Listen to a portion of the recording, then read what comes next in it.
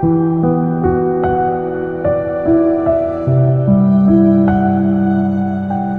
Students, આજે આપણો નવો ટોપિક છે અસામાન્ય મોલર દળ એટલે કે abnormal molar masses. Okay, abnormal molar mass, અસામાન્ય આણ્વિક દળ. અસામાન્ય આણ્વિક દળ એટલે નામ જોતા જ ખબર પડે, અસામાન્ય મતલબ સામાન્ય નથી, જેટલું મળવું જોઈએ એના કરતા કંઈક અલગ મળતું હશે તો એને આપણે કહીએ છીએ અસામાન્ય. ઓકે, તો પછી ક્વેશ્ચન થાય કે અસામાન્ય મળે છે શું કામ જેટલું મળવું એના કરતા નથી મળતું? તો એના બે રીઝન છે, કાં તો એમાં વિયોજન થતું હોવું જોઈએ ને કાં તો એમાં સુયોજન થતું હોવું જોઈએ. વિયોજન થશે તોય અસામાન્ય મળશે, સુયોજન થશે તોય અસામાન્ય મળશે. તો એમાં બેઝિકલી વિચારીએ કે વિયોજન શું, તો કે આયનીય સંયોજન હશે. તો આયનીય સંયોજનોને જ્યારે આપણે પાણીમાં ઓગાળશું એટલે શું થશે? વિયોજન પામશે. આયનીય સંયોજન દાખલા તરીકે NaCl ને જેવું પાણીમાં ઓગાળશું એટલે વિયોજન પામશે. Na+ ને Cl- છૂટા પડશે. MgSO4 મેગ્નેશિયમ સલ્ફેટ ને જેવા તમે પાણીમાં ઓગાળશો Mg+2 SO4- છૂટા પડશે. KCl જેવું તમે પાણીમાં ઓગાળશો એટલે K+ Cl-. તો આ બધું વિયોજન પામે છે. તો જ્યારે વિયોજન પામે આયનીય સંયોજનોને પાણીમાં ઓગાળશો એટલે વિયોજન પામશે. દાખલા તરીકે 1 મોલ KCl ને પાણીમાં ઓગાળતા 1 મોલ K+ 1 મોલ Cl- એટલે આમ તમે જો તો ટોટલ 2 મોલ મળ્યા. આપણે ઉમેર્યું તો કેટલું? તો કે 1 મોલ KCl, પણ જેવું 1 મોલ KCl પાણીમાં ઓગળશે એટલે K+ 1 મોલ છૂટા પડશે, Cl- 1 મોલ છૂટા પડશે. એટલે આમ ટોટલ નંબરની દ્રષ્ટિએ જોવા જાય તો કેટલા થયા? તો કે 2 મોલ આયનો બન્યા, રાઈટ? ઓકે, અને આવું જ્યારે બનશે ત્યારે એનું જે પ્રાયોગિક દળ એટલે આપણે જે પ્રયોગો દ્વારા ગણીએ છીએ, ગણતરી કરીએ છીએ, ઈ કેવું મળશે? તો કે એનું સાચું મૂલ્ય જે હોય ને એના કરતા ઓછું મળશે. કાં શું કામ મળશે? તો કે જેટલું હતું એ ડિવાઈડ થયું છે. તો તમે જે પર્ટિક્યુલર માટે ગણો છો એના કરતા એ કેવું મળશે? તો કે ઓછું મળશે. બહુ સિમ્પલ. દાખલા તરીકે 1 મોલ KCl લઉં, એનું 1 કિલોગ્રામ પાણીમાં નાખું તો એ પાણીના ઉત્કલન બિંદુમાં ઘટાડો કરે. ઓકે, પાણીના ઉત્કલન બિંદુમાં કેટલો ઘટાડો કરે? તો કે 0.52 કેલ્વિન. હવે ઈ 0.52 કેલ્વિન ગુણ્યા 2 જેટલો ઘટાડો કરે, કારણ કે 1 મોલ KCl એટલે 1 મોલ K+ અને 1 મોલ Cl-. તો એ બંને ભેગા થઈને પાણીના ઉત્કલન બિંદુમાં વધારો કેટલો કરશે? તો કે 2 ગુણ્યા 0.52 એટલે 1.04 કેલ્વિન નો વધારો થશે. અને એના ઉપરથી તમે આણ્વીય દળ ગણો એટલે 1.04 જેવો વધારો થયો ઉત્કલન બિંદુમાં. એનો મતલબ શું થયું? તો કે 2 મોલ નું દળ 74.5 છે. કાં તો કે ઉત્કલન બિંદુનો વધારો ડબલ થઈ ગયો છે, મતલબ 2 મોલ હશે એટલે આણ્વીય દળ મળ્યું 74.5. ઓકે, તો ઈ તો મળવું જોઈએ એટલું મળ્યું, પણ ઈ કોનું હોય? તો આપણે શું વિચાર્યું, તારણ શું કાઢ્યું? તો કે ઈ તો 2 મોલ નું આણ્વીય દળ હશે, કારણ કે પાણીનું ઉત્કલન બિંદુ ડબલ થઈ ગયું છે. મતલબ 2 મોલ નું આણ્વીય દળ 74.5 છે, તો 1 મોલ નું આણ્વીય દળ કેટલું હશે? તો કે 37.25. પણ એક્ચ્યુઅલી એવું નથી. એક્ચ્યુઅલી તો 74.5 જ છે, 1 મોલ જ હતું, પણ 2 મોલ એટલે દેખાણું એનું વિયોજન થયું છે. એટલે કહેવાનો મતલબ ઈ કે જ્યારે વિયોજન થશે ત્યારે તમને જે આણ્વીય દળ મળશે એ હોવું જોઈએ એના કરતા કેવું મળશે? તો કે ઓછું મળશે. પછી એમાંથી કેટલા આયનો બને છે? આમાંથી 2 આયનો મળ્યા એટલે અડધું મળ્યું, 3 આયનો હોય તો ત્રીજા ભાગનું મળે, એવું ડિપેન્ડ થાય. 4 હોય તો ચોથા ભાગનું મળે. ઓકે, તો સિમ્પલી વિયોજન થશે ત્યારે જે આણ્વીય દળ ગણો છો એ સાચા મૂલ્ય કરતા કેવું મળશે? તો કે ઓછું મળશે. એવી જ રીતે સુયોજન એટલે દાખલા તરીકે બેન્ઝીનમાં એસિટિક એસિડ ને ઉમેરો તો એમાં એસિટિક એસિડમાં હાઇડ્રોજન બંધ બને, અને હાઇડ્રોજન બંધને કારણે બબે એસિટિક એસિડના બે અણુઓ જોડાય અને દ્વિઅણુક બને. એવો શબ્દ ક્યારેક યુઝ કરે, દ્વિઅણુકનો મતલબ 2 અણુઓ જોડાઈ જાય, અને 2 અણુઓ જોડાઈ જાય એનો મતલબ કે ઈ દ્વિઅણુ તરીકે હોય. બેન્ઝીનમાં એસિટિક એસિડ દ્વિઅણુક તરીકે હોય. આવું સામાન્ય રીતે ક્યારે બને? એવું MCQ ક્યારેક પૂછી શકાય. તો કે જેના ડાઇલેક્ટ્રિક કોન્સ્ટન્ટ જે દ્રાવકના ઓછા હોય એવા કિસ્સામાં આવું દ્વિઅણુ કે ત્રિઅણુ કેવું જોવા મળે. પર આ વિદ્યુત અચળાંક કહેવાય ગુજરાતીમાં, ઈ જ્યારે ઓછા હોય દ્રાવકના ત્યારે આવું સુયોજન જોવા મળશે. ઓકે, તો સુયોજનની થાશે શું? તો કે આવા કિસ્સામાં કણોની સંખ્યા ઘટશે. કેમ ઘટશે? તો કે એક્ચ્યુઅલી દાખલા તરીકે હું એમ લઉં કે આપણે એસિટિક એસિડના 10 અણુ લીધા છે, પણ એમાં 2 અણુ જોડાઈ જશે એટલે લાગશે કેટલા? તો કે 5 જ લાગશે. તો કણોની સંખ્યા ઘટી એટલે ડેલ્ટા ટીબી ડેલ્ટા ટીએફઆઈ કેવું મળશે? અડધું મળશે, કારણ કે ઈ સંખ્યાત્મક ગુણધર્મો છે એટલે ઈ અડધું મળશે. અને એને ઉપરથી આણ્વીય દળ ગણવા જશો તો કેવડા મળશે? તો કે બમણા મળશે, કારણ કે આપણે સંખ્યા ગણી ઈ કોને? 2 ની જોડીને એક સંખ્યા ગણી દીધી છે, રાઈટ? 2 ની જોડીને એક સંખ્યા ગણી છે, બીજા 2 ની જોડીને એક સંખ્યા ગણી, એટલે એનું આણ્વીય દળ ગણશો કેવું મળશે? તો કે બમણું મળશે. એક્ચ્યુઅલી ઈ 2 અણુનું આણ્વીય દળ છે, ભેગા થઈ ગયા છે. એટલે આપણે કેવું ધારીએ છીએ કે એકનું છે, એટલે ડેલ્ટા ટીબી ડેલ્ટા ટીએફ અડધું થશે, અને એટલે મોલર દળ કેવા મળશે? તો કે બમણા મળશે. આમ અપેક્ષિત મૂલ્ય કરતા અથવા સાચા મૂલ્ય કરતા આણ્વીય દળ જો ઓછું મળે અથવા તો વધુ મળે એવા આણ્વીય દળને અસામાન્ય મોલર દળ કહે છે, એબનોર્મલ મોલર માસ કહેવાય. સામાન્ય નથી એને અસામાન્ય કહેવાય. કાં તો વધુ મળશે સામાન્યથી, કાં તો ઓછું મળશે.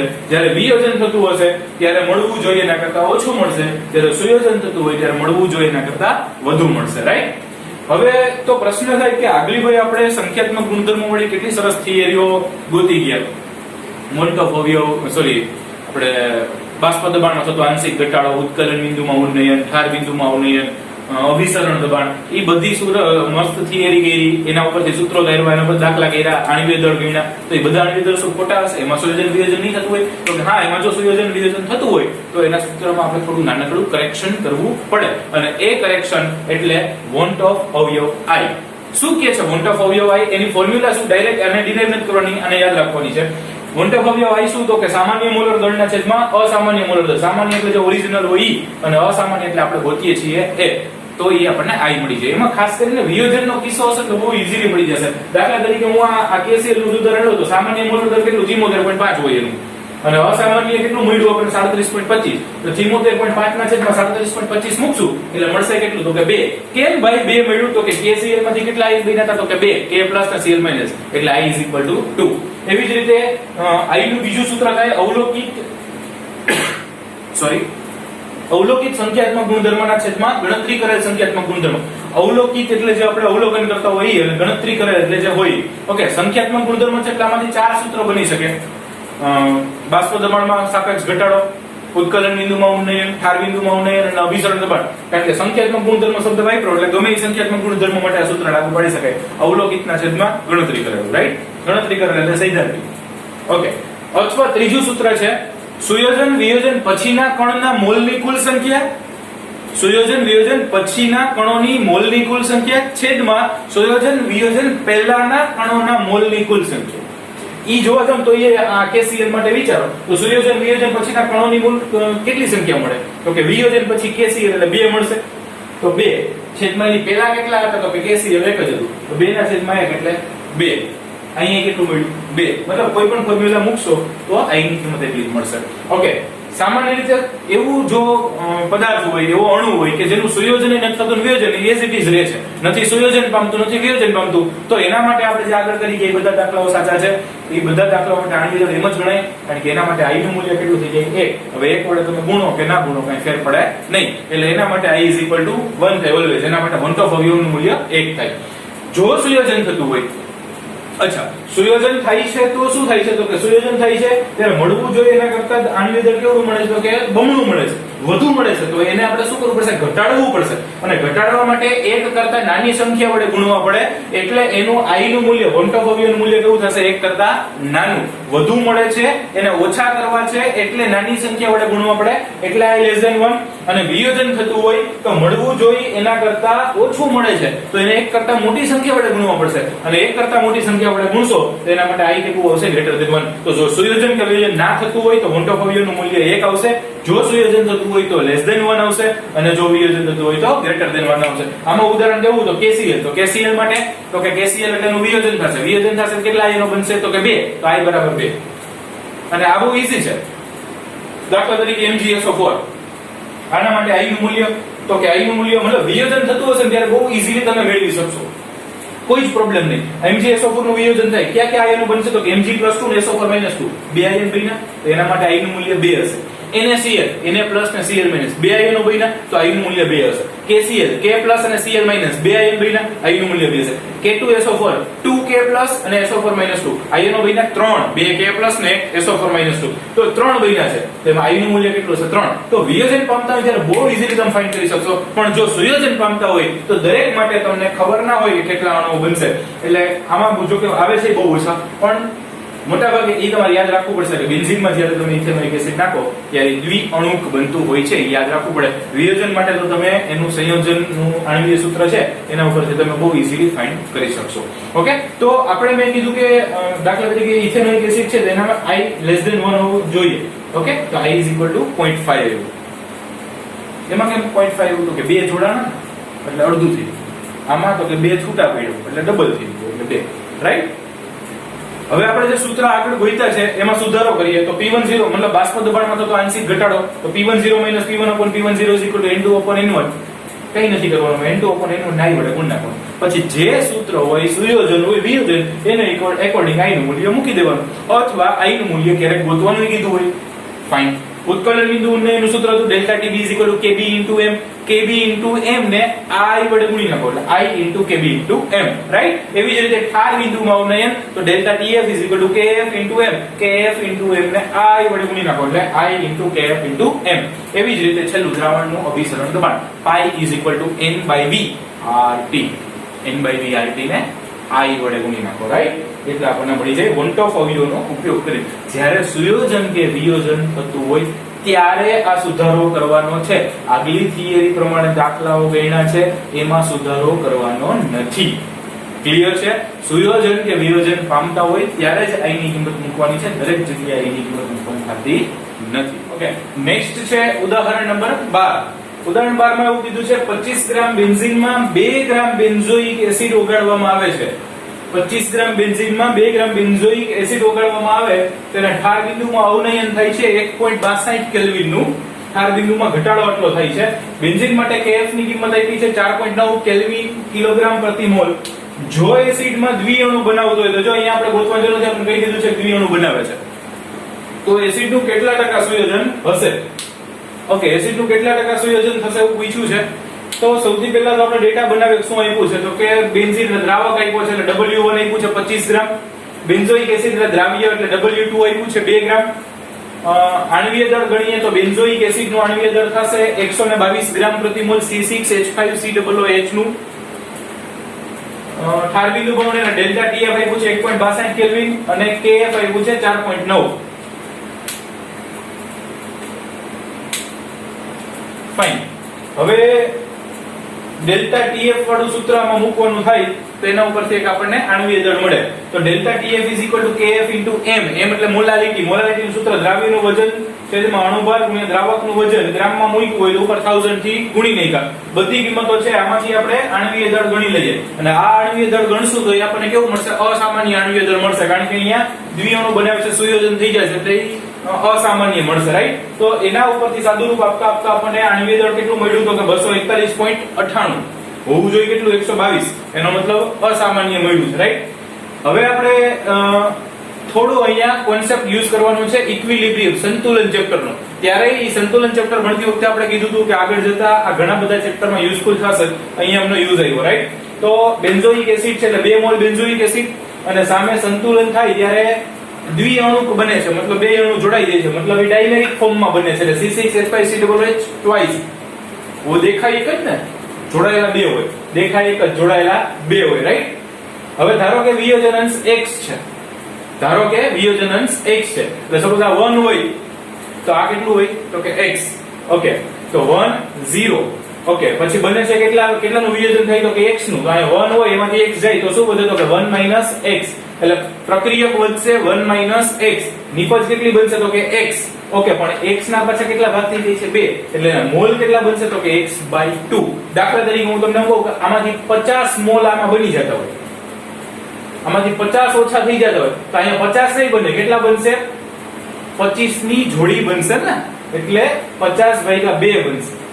સમજાય છે? ઘણીવાર ક્વેશ્ચન થાય કે અહીંથી x બાદ કરીને અહીંયા કેમ x? તો કે અહીંયા એકલા છે C6H5, અહીંયા ડાયમેરિક ફોર્મમાં બને છે. ઓકે, એટલે અહીંથી જેટલા ઓછા થશે એના અડધા મોલ બનશે, મોલ બનશે, રાઈટ?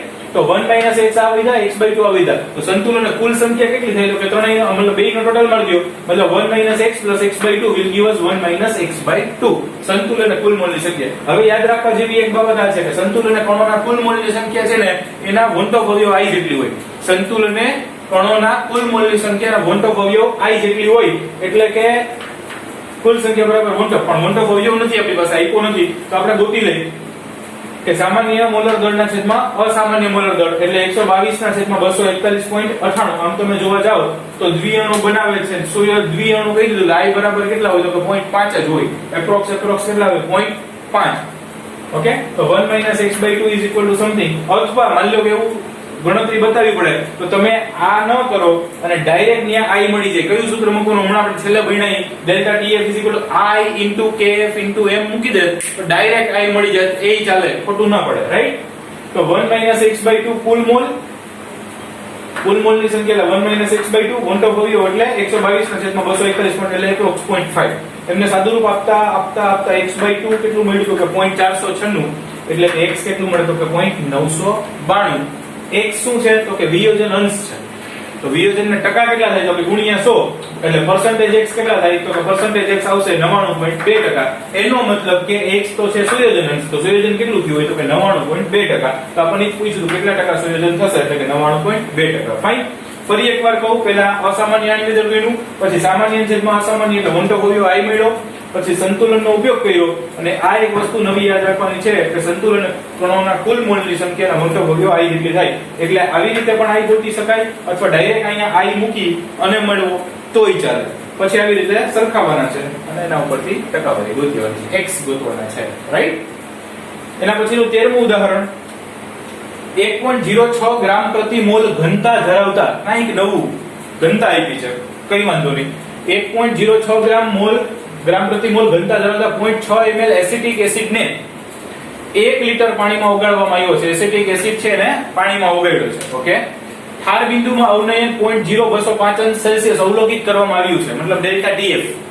ઠાર બિંદુમાં અવનયન ડેલ્ટા TF એટલું છે. વોન્ટ ઓફ ઓવિયો અને એસિડનો વિયોજન અચળાંક ગણવાનો છે. વોન્ટ ઓફ ઓવિયો એટલે i ગણવાનો છે વિયોજન અચળાંક એટલે k ગણવાનો છે. જો વિયોજન અચળાંક એટલે ફરી પાછું સંતુલનનો ઉપયોગ આવશે અહીંયા રાઈટ. ફાઇન. સૌથી પહેલા ઘનતા આપી છે 1.06 કદ આપ્યું છે દ્રાવ્યનું 0.6 kf આપ્યું છે દ્રાવક આપ્યું છે 1 લિટર એટલે કે 1 કિલોગ્રામ થશે પાણી છે. ડેલ્ટા TF આપ્યું છે i ગોતવાનો છે અને k ગોતવાનો છે. First of all we arrange all the datas right. હવે સિમ્પલ આપણે જે ફોર્મ્યુલા મેં અહીંયા પણ એપ્લાય કરવાનું કીધું તો અહીંયા એપ્લાય કરી શકશો. એ જ ફોર્મ્યુલા આપણે અહીંયા એપ્લાય કરી દીધી. તમે ટેક્સ્ટ બુકમાં જોશો તો થોડી આ પ્રમાણની મેથડ હશે. આમાં મેં બે મેથડ લઈ લીધી. એકમાં એકોર્ડિંગ ટુ ટેક્સ્ટ બુક ગયા એકમાં આપણને થોડું સહેલું પડે એ રીતે ગયા. બંને કરી શકો. સહેલું પડે એ રીતે વધારે કરે રાઈટ. તો ડાયરેક્ટ ફોર્મ્યુલા મૂકી delta TF i kf m. Delta TF આપ્યું છે કેટલું તો કે 0.0205. ઓકે. i તો કે ફાઇન્ડ કરવાનું છે. kf તો કે 1.86 કેલ્વિન કિલોગ્રામ પ્રતિ મોલ. ઓકે. મોલાલિટી એટલે દ્રાવ્યનું વજન ગ્રામમાં. ક્વેશ્ચન છે કે અહીંયા તો લિટર આપ્યા છે દ્રાવ્યનું વજન આપ્યું નથી. ઓકે. તો તમારી પાસે સૂત્ર છે ઘનતા બરાબર દળના છેદમાં કદ. ઘનતા બરાબર દળના છેદમાં કદ. તો એના ઉપરથી હું દળને કરતા બનાવું તો કે દળ બરાબર ઘનતા ગુણ્યા કદ. દળ બરાબર ઘનતા ગુણ્યા કદ. તો મેં અહીંયા ઈ જ લીધું છે જો. ઘનતા કેટલી આપી છે તો કે 1.06 અને કદ કેટલું આપ્યું છે તો કે 0.6. ઘનતા ગુણ્યા કદ. આ શું છે તો કે કદ. આ શું છે તો કે ઘનતા. એટલે શું થયું તો કે દળ.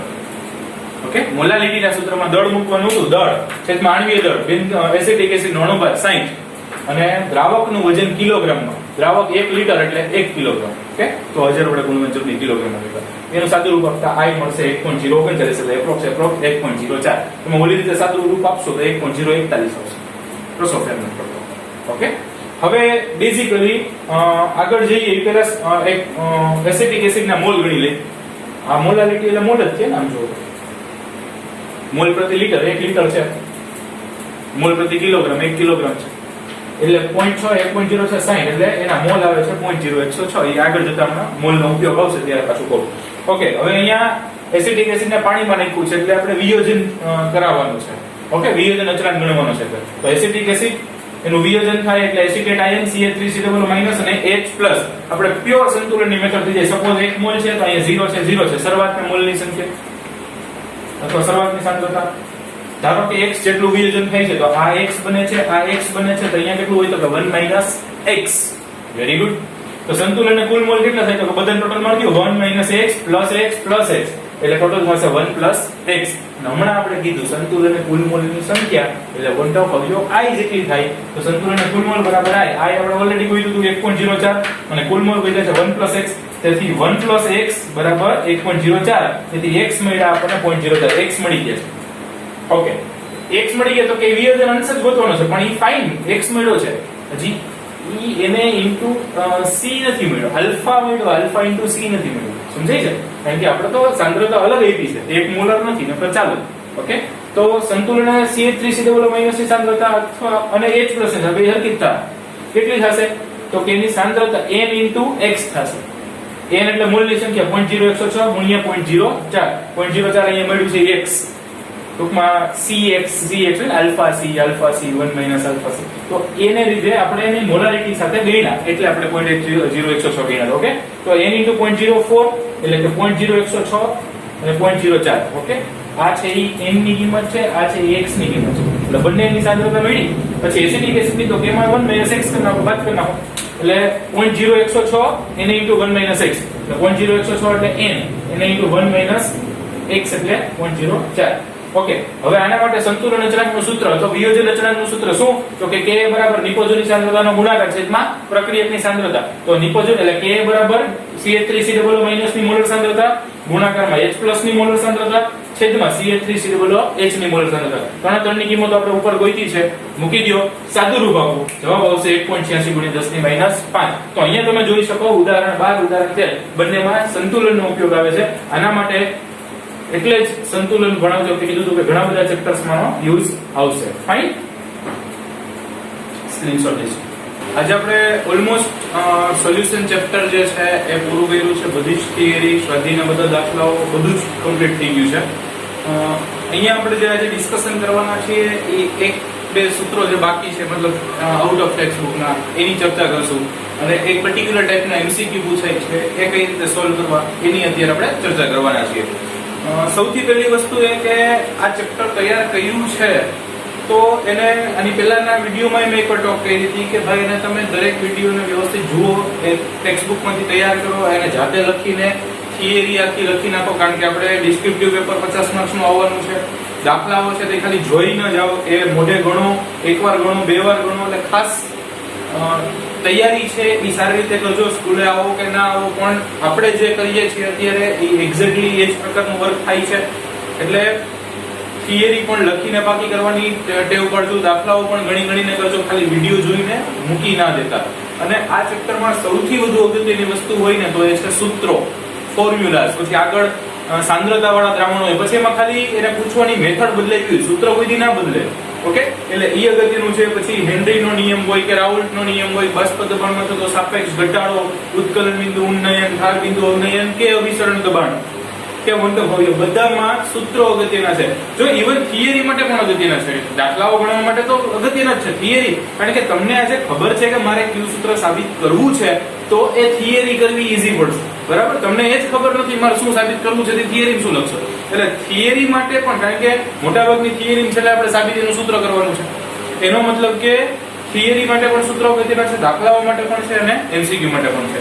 એવા એક બે સૂત્રો આપણે બાકી હતા અત્યારે કરીએ. સૌથી પહેલું છે એમાં વિયોજન અંશ આલ્ફા, ડિગ્રી ઓફ ડિસોસિએશન. વિયોજન અંશ ગણવાનું સૂત્ર છે આલ્ફા I - (1/n - 1). આ એની ફોર્મ્યુલા છે, જેમાં I નું મૂલ્ય, I એટલે શું છે તો કે વોન્ટોફ અવયવ છે, અને n શું છે તો કે વિયોજનથી છૂટા પડતા કુલ આયનોની સંખ્યા છે. એટલે માની લો કે NaCl હોય તો 2, CaCl2 હોય તો 3, એવી રીતે આલ્ફા વિયોજન અંશને આલ્ફા વડે દર્શાવીએ. Alpha I - 1/n - 1, right. બીજું છે સુયોજન અંશ, ભેગા થતા હોય. આપણે આની પહેલા જોયું અસામાન્ય આણ્વિક દળવાળી થિયરીમાં કે સુયોજન થઈ જતું અથવા વિયોજન થઈ જતું, તો સુયોજન અંશ એને x વડે દર્શાવીએ છીએ. સુયોજન અંશનું સૂત્ર શું તો કે x = 1 - I n/n - 1. એમાં પણ એવું જ, I એટલે વોન્ટોફ અવયવ અને n એટલે સુયોજનથી જોડાતા અણુની સંખ્યા. જેમ કે આપણે જોયું કે એસિટિક એસિડના બે અણુઓ છે એ જોડાઈ જતા હોય તો ઈ તમારે n શું આવશે તો કે 2 આવશે. 3 જોડાતા ત્રિઅણુ સંયોજન બને તો 3 આવશે. તો સુયોજન અંશનું સૂત્ર x = 1 - I n/n - 1. આ બે સૂત્રો નવા છે, એટલે ક્યાંય MCQ માં વચ્ચે આવે તો તમને ખબર રહે. ઓકે, હવે આપણે અહીંયા જે ચર્ચા કરવાના છીએ એક ચોક્કસ પ્રકારના MCQ, જેટલા લખ્યા છે બધા એક જ પ્રકારના, એક જ મેથડથી થતા MCQ છે. વચ્ચે અમુક સ્ટુડન્ટ્સ અમને ફોટોઝ ને એવું મોકલાવ્યું હતું કે આ MCQ માં ક્વેશ્ચન છે, પણ મીનવાઇલ ત્યારે મેં જવાબ નથી દીધો, કારણ કે ઈ આમાં જ ઇન્ક્લુડ થઈ જશે. એમાંથી તમારા જેટલા ક્વેશ્ચન્સ છે એમાંથી મોટા ભાગના પ્રશ્નોનું સમાધાન આમાંથી જ આવશે. ઓકે, એટલે હવે પછી ક્વેશ્ચન હશે તો એમાં આપણે કંઈક સોલ્યુશન કરશું.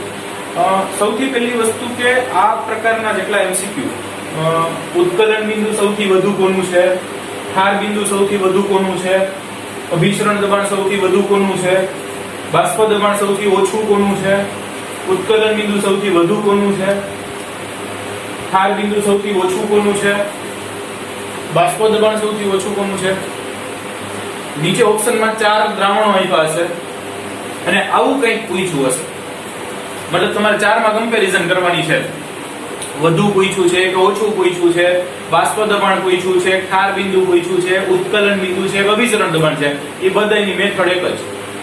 આવા જેટલા ક્વેશ્ચન્સ દેખાય એક જ મેથડ થી સોલ્વ થાય, કારણ કે આ બધાય શું છે તો કે સંખ્યાત્મક ગુણધર્મો છે અને સંખ્યાત્મક ગુણધર્મો વાળા ક્વેશ્ચન્સ એની સંખ્યાથી જ સોલ્વ થાય. એટલે સૌથી પહેલી વસ્તુ આવો કોઈ પણ ક્વેશ્ચન જ્યારે આપે ત્યારે એની સંખ્યા તમારે ફાઇન્ડ કરવાની થાય અને એના ઉપરથી વધારો કે ઘટાડો નથી થાય. ઓકે, એના માટે સૌથી મોસ્ટ આઈએમપી ટીપ એટલે આ નોંધ છેલ્લે લખી, જેમ ઘટક કણો વધુ તેમ ઉત્કલન બિંદુ વધુ હશે, ક્ષાર બિંદુ ઓછું હશે, કારણ કે બે ઓપોઝિટ. ઉત્કલન બિંદુ વધુ હશે, ક્ષાર બિંદુ ઓછું હશે, અભિસરણ દબાણ વધુ હશે અને બાષ્પ દબાણ ઓછું હશે. ખાસ યાદ રાખી લ્યો, આટલું આવડે એટલે આ બધા એમસીક્યુ સોલ્વ થઈ જાય. ઓકે, જેમ ઘટક કણો વધુ તેમ ઉત્કલન બિંદુ વધુ હશે, ક્ષાર બિંદુ ઓછું હશે, અભિસરણ દબાણ વધુ હશે અને બાષ્પ દબાણ ઓછું હશે. એટલે કે ઉત્કલન બિંદુ અને અભિસરણ દબાણ બે વધુ હશે અને ક્ષાર બિંદુ અને બાષ્પ દબાણ ઓછું હશે. જેમ ઘટક કણો વધુ તેમ, હવે આનું ઊંધું પૂછ્યું કોનું ઉત્કલન બિંદુ ઓછું, તો જોઈ લેવાનું કોના ઘટક કણો ઓછા છે. ઓકે, તો બે યાદ રાખવાની જરૂર નથી, એક જ યાદ રાખી લો, જેના ઘટક કણો વધુ એમાં આટલી ઘટના બને, એટલે એને અકોર્ડિંગ આપણે જોવાનું છે. જોતા જઈએ ખબર પડે. સૌથી પહેલો ક્વેશ્ચન આપ્યો છે કોનું ઉત્કલન બિંદુ સૌથી વધુ હશે.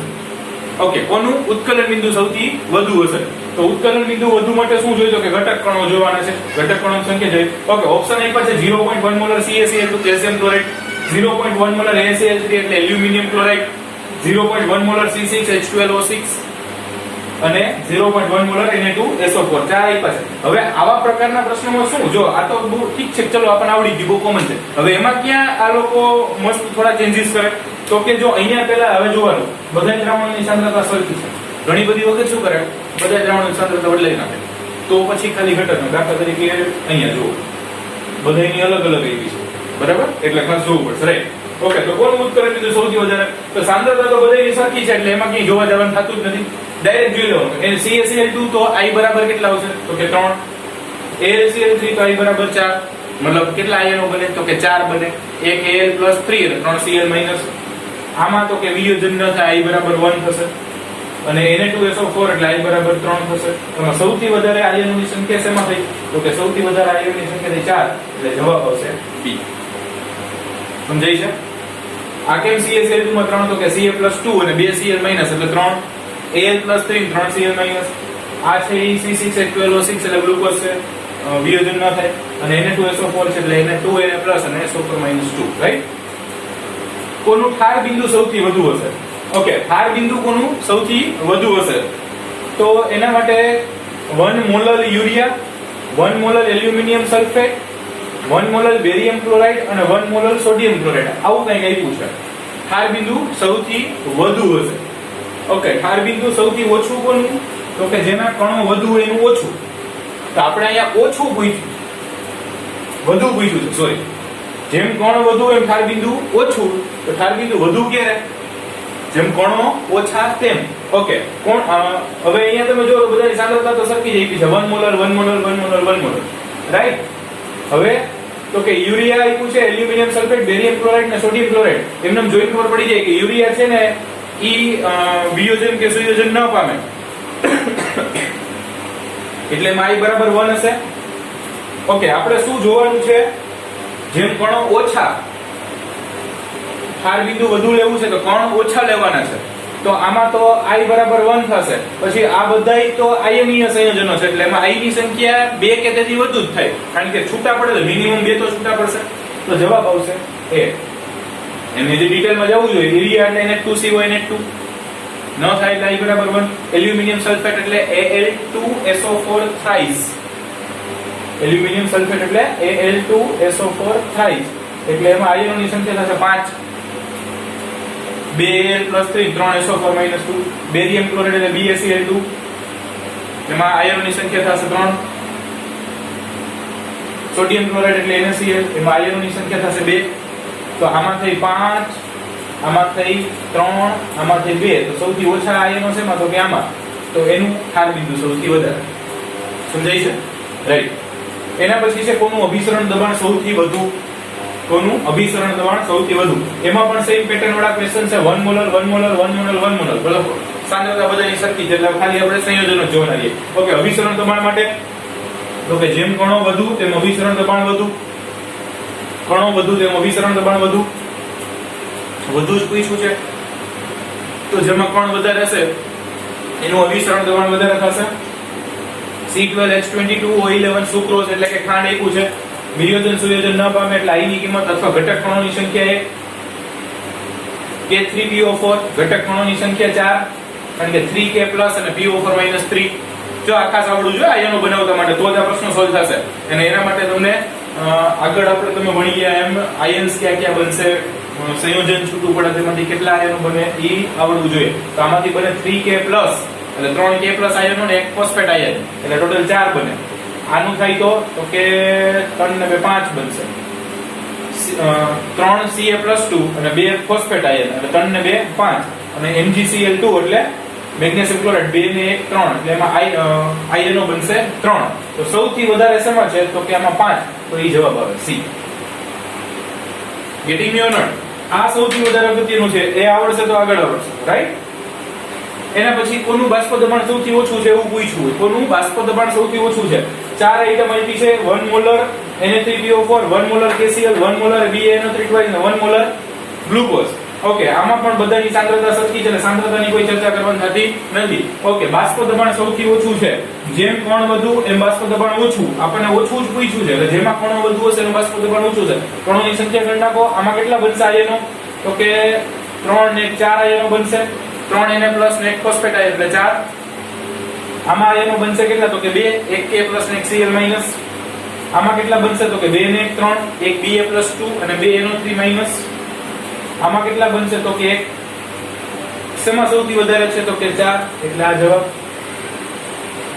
રાઈટ? એના પછી છે કોનું ઉત્કલન બિંદુ સૌથી વધુ છે? કોનું ઉત્કલન બિંદુ સૌથી વધારે છે? એમાં આપ્યું છે 0.5 molar NaCl, 0.02 molar sucrose, 0.25 molar CaCl2 અને 0.2 મોલર C6H12O6 ગ્લુકોઝ. ઓકે, હવે અહીંયા આગળ જુઓ તમે બધાની સાંદ્રતાઓ અલગ અલગ આપી છે અને બધાની સાંદ્રતાઓ અલગ અલગ આપી હોય તો કણોની આયનની સંખ્યા તો ગણવાની જ છે, સાથે સાથે એની સાંદ્રતાને એની સાથે ગુણવાની થશે. એટલે દાખલા તરીકે NaCl 0.5 મોલર હોય તો એમાંથી 0.5 મોલર Na+ હોય, 0.5 મોલર Cl- હોય. ઓકે, એટલે ઈ બંને ભેગા થઈને શું બનાવશે? તો કે 0.5 * 2 એવું થશે. એટલે આનું સોલ્યુશન અહીંયા મેં આપ્યું છે કે NaCl માટે ઓકે, આમનું સોલ્યુશન મેં અહીંયા આપ્યું છે કે NaCl માટે તો કે 0.5 એમની સાંદ્રતા એને ગુણ્યા 2. આ આપણે જે આગળ બધા આયનોની ઘટક કણોની સંખ્યા ગણીએ તો એ કેટલું થશે? તો કે 1. સુક્રોઝ માટે તો કે 0.02 ગુણ્યા 1 કારણ કે એનું સુયોજન વિયોજન ન થાય એટલે એક જ હોય એટલે 0.02. કેલ્શિયમ ક્લોરાઇડ માટે તો કે એની સાંદ્રતા આવી છે 0.25 ગુણ્યા 3 એટલે 0.75 અને C6H12O6 0.2 ગુણ્યા 1 કારણ કે એમનું પણ ના થાય. ઓકે, એટલે એના માટે પણ 1 થશે. ઓકે, તો ઘટક કણોની સંખ્યા મળી 1, 0.02, 0.75 અને 0.2. ઓકે, પાસ ઉત્કલન બિંદુ સૌથી વધારે જોઈતું હતું આપણે. ઉત્કલન બિંદુ વધુ જોઈતું હોય તો ઘટક કણો વધુ જોઈએ.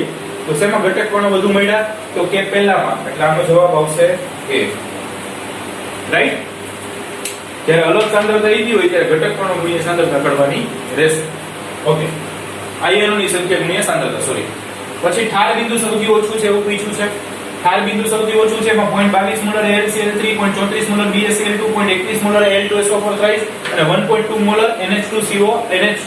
અગેન બધાની સાંદ્રતાઓ ડિફરન્ટ આપી છે તો આપણે આગળ જે મેથડ કરી સેમ એ જ મેથડ કરવી પડશે. અહીંયા ઠાર બિંદુ ઓછું જોઈ છે. ઠાર બિંદુ ઓછું એટલે ઘટક કણો વધુ જોઈએ. ચલો AlCl3 માટે શું કરશું? તો કે 0.22 ગુણ્યા કેટલા કરશું? 4 કારણ કે 3 Al+ એટલે 0.22 ગુણ્યા 4. આના માટે તો કે 0.34 ગુણ્યા 2 ને 3. આના માટે તો કે 0.21 ગુણ્યા 5. આના માટે તો કે 1.2 ગુણ્યા 1 કારણ કે આ તો યુરિયા છે. યુરિયા છે એ સુયોજન વિયોજન ના પામે. ઓકે, તો આ બધું કયું? ઘટક કણોની સંખ્યા સૌથી વધારે શેમાં મળી? તો કે આમાં 1.05 સૌથી વધુ છે. C આન્સર આવશે. સોરી, 1.2 છે. સૌથી વધુ કયું છે? 1.2 એટલે D આન્સર આવશે. રાઈટ? ઓકે, આવા જ પ્રકારનો આવો જ પ્રશ્ન પણ એમાં થોડી હજી ચેન્જ કર્યો હોય. એમાં એક કોઈ કોનું બાષ્પો દબાણ સૌથી વધુ, હાલો ચલો આપણને વધુ ઓછું આવડી ગયું. ચાર વસ્તુ આવી, 1% સુક્રોઝ, 1% NaCl, 1% CaCl2 ને 1% ગ્લુકોઝ. ઓકે, આવું આપ્યું. હવે અહીંયા કંઈક નવું આપ્યું છે. અત્યાર સુધી બધે જ આપણે સાંદ્રતાઓ આપતા હતા. અહીંયા ટકાવાર પ્રમાણ આપ્યું છે. જ્યારે ટકાવાર પ્રમાણ આપ્યું હોય ત્યારે મેં નોંધ આપી છે. શું કરવાનું? તો કે જ્યારે ટકાવાર પ્રમાણ આપ્યું હોય ત્યારે ટકાવારીને અણુભાર વડે ભાગી નાખવાની અને પછી આયનોની સંખ્યા વડે ગુણવાના, એટલે આપણને ઘટક કણો મળે. આપણે આમાં ડાયરેક્ટ સાંદ્રતાને ઘટક કણો વડે ગુણતા હતા અથવા આયનોની સંખ્યા વડે ગુણતા હતા. અહીંયા ટકાવારી છે, તો ટકાવારીને પહેલા અણુભાર વડે ભાગવાના, પછી આયનોની સંખ્યા વડે ગુણવાના. આપણે કરીએ દાખલા તરીકે સુક્રોઝ 1%, અને ટકા કેટલા? તો કે 1. સુક્રોઝ એટલે ખાંડ, અણુભાર કેટલો? તો કે 342. તો એના ટકાવારીના અણુભાર વડે ભાગવાના, એટલે 1/342. એને ગુણ્યા એમાં આયનોની સંખ્યા કેટલી? તો કે સુક્રોઝનું સંયોજન વિયોજન ન થાય એટલે 1 ના છેદમાં 342 ગુણ્યા કેટલા? 0.0029. જ્યારે ટકાવાર પ્રમાણ આપ્યું ત્યારે ઓકે 1% NaCl, તો 1 ભાગ્યા એનો અણુભાર કેટલો થશે? તો 58.5. એને ગુણ્યા એમાં આયનોની સંખ્યા કેટલી? તો કે 2. એટલે 1 ના છેદમાં 58.5 ગુણ્યા 2 0.0371. આ શું છે? તો કે ટકા આપ્યા છે ઈ. આ શું છે? તો કે અણુભાર. અને આ શું છે? તો કે આયનોની સંખ્યા. ત્રીજું ટકાવારી, તો કે 1. CaCl2 નો અણુભાર તો કે 111. અને આયનોની સંખ્યા CaCl2 એટલે 3 આયનો, એક Ca+2, 2 Cl- એટલે * 3 will give us 0.0270. અને ચોથું આપ્યું છે 1% ગ્લુકોઝ. ગ્લુકોઝ એટલે C6H12O6 એટલે 1%, એને છેદમાં અણુભાર એટલે 180. એને ગુણ્યા એનું સંયોજન વિયોજન ના થાય એટલે આયનની સંખ્યા 1 એટલે આવશે 0.0055. રાઈટ? તો આમાં હવે સૌથી વધારે ઘટક કણો શેમાં મળ્યા? તો કે સૌથી વધારે ઘટક કણો મળે છે 0.03 આમ. ઓકે, બી માં. એટલે બી છે એ આપણો આન્સર થશે. સમજાય છે? આમ જુઓ તો બધાની મેથડ સેમ છે. બીજું કે આ ચેપ્ટર છે ઈ ઈઝી છે, પણ એને તૈયાર સરખી રીતે કરવું પડશે ને એકવાર મસ્ત રીતે તૈયાર કરી નાખશો પછી એમાં મહેનતની ઓછી જરૂર પડશે. એટલે આમ જુઓ તો લાંબા ગાળાના ફાયદાવાળું ચેપ્ટર છે, પ્રમાણમાં થોડું ઈઝી છે, એટલે ખાસ તૈયાર કરજો. બીજું, ખાલી વાંચવાથી ચેપ્ટર આવડશે નહીં, એના માટે પ્રેક્ટિસ કરવી પડશે, કેલ્ક્યુલેશન્સ કરવી પડશે, ગણતરી કરવી પડશે. ત્યાંના અણુભાર કેમ આવે છે? એક બે સ્ટુડન્ટને એવા ક્વેશ્ચન આવ્યા હતા અણુભાર, મતલબ ભણવામાં આપણે કંઈક ભૂલ કરીએ છીએ. રાઈટ? સો ખાસ જોજો કે આમની પ્રેક્ટિસ જરૂરી છે. એકવાર મસ્ત પ્રેક્ટિસ થઈ જશે પછી એકદમ ઈઝી ચેપ્ટર છે, કારણ કે થિયરી પ્રમાણમાં ઓછી છે. જે થિયરીના સૂત્રો છે એ દાખલામાં કામ આવે છે. એટલે ખાસ બીજું કે પહેલા ટેક્સ્ટ બુક આખી તૈયાર કરો. આપણે આપણા વિડિયો લેક્ચર્સમાં બધા જ કોન્સેપ્ટ, થિયરી, દાખલા, ઉદાહરણ, લખાણ સંબંધિત પ્રશ્ન બધું જ કર્યું છે. એક પણ વસ્તુ બાકી નથી છોડી. એટલે પહેલા ઈ કમ્પ્લીટ રેડી કરો. ઈ રેડી થયા પછી એના MCQ ની પ્રેક્ટિસ કરો. આપણે ક્વેશ્ચન બેંક કરીએ છીએ એ કરો. ક્વેશ્ચન બેંક કર્યા પછી આપણે જે ફિંગર ટિપ્સ કરીએ છીએ નીટ માટે એ કરો. એના પછી JEE માટે તમારે રિફર કરવી હોય તો પ્રતિશ રિફર કરો. ઓકે, પણ પહેલા ટેક્સ્ટ બુક આવડવી જોઈએ. અને ખાસ વન્સ અગેન કહું છું, ફોર્મ્યુલા, સૂત્રો ખાસ આવડતા હોવા જોઈએ, પછી આ ચેપ્ટરમાં આગળ વધશે. રાઈટ? ચલો, થેન્ક યુ.